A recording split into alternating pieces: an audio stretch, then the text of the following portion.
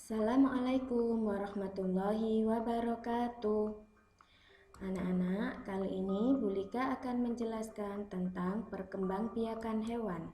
Tematik kelas 6, tema 1, subtema 2, hewan sahabatku. Apa itu perkembangbiakan? Perkembangbiakan adalah kemampuan makhluk hidup untuk menghasilkan individu baru yang sifatnya sama atau menyerupai induknya. Manfaat perkembangbiakan antara lain yang pertama untuk menghasilkan keturunan, yang kedua untuk melestarikan jenisnya. Nah, perkembangbiakan hewan itu dapat dilakukan dengan dua cara. Yang pertama, melalui perkembangbiakan generatif, yang artinya perkembangbiakan yang melalui proses pembuahan ovum oleh sperma. Yang kedua, melalui perkembangbiakan vegetatif, yang artinya perkembangbiakan tanpa melalui pembuahan ovum oleh sperma.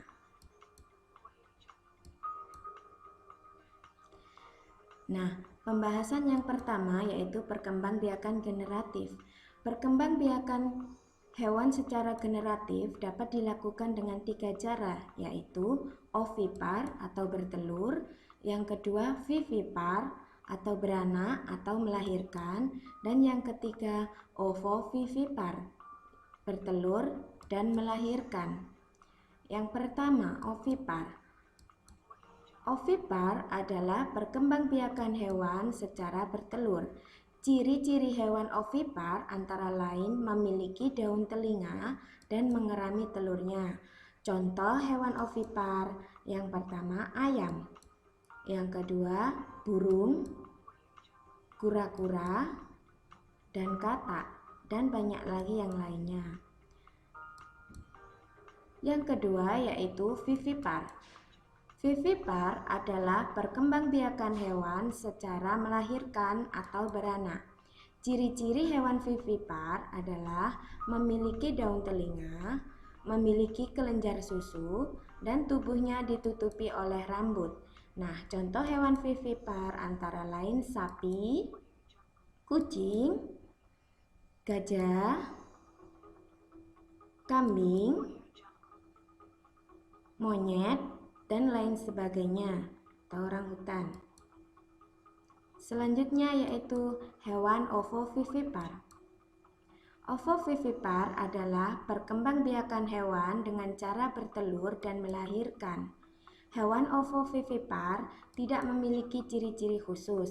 Contoh hewan yang berkembang biak dengan ovovivipar adalah ikan hiu, kadal, ular, dan lain sebagainya. Nah, supaya lebih memahami tentang perkembangbiakan generatif, kerjakanlah tugas sebagai berikut.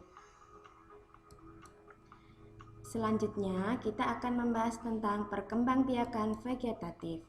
Perkembangbiakan hewan secara vegetatif dapat terjadi melalui yang pertama, pembentukan tunas, yang kedua, fragmentasi, yang ketiga, membelah diri, dan yang terakhir yaitu partenogenesis.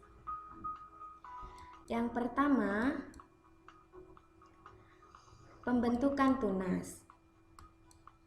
Hewan yang berkembang biak dengan membentuk tunas adalah hidra atau anemon laut.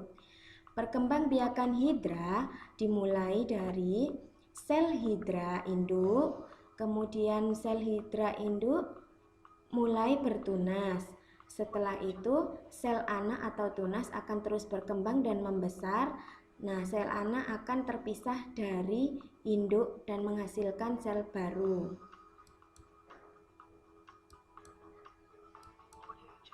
Yang kedua, fragmentasi.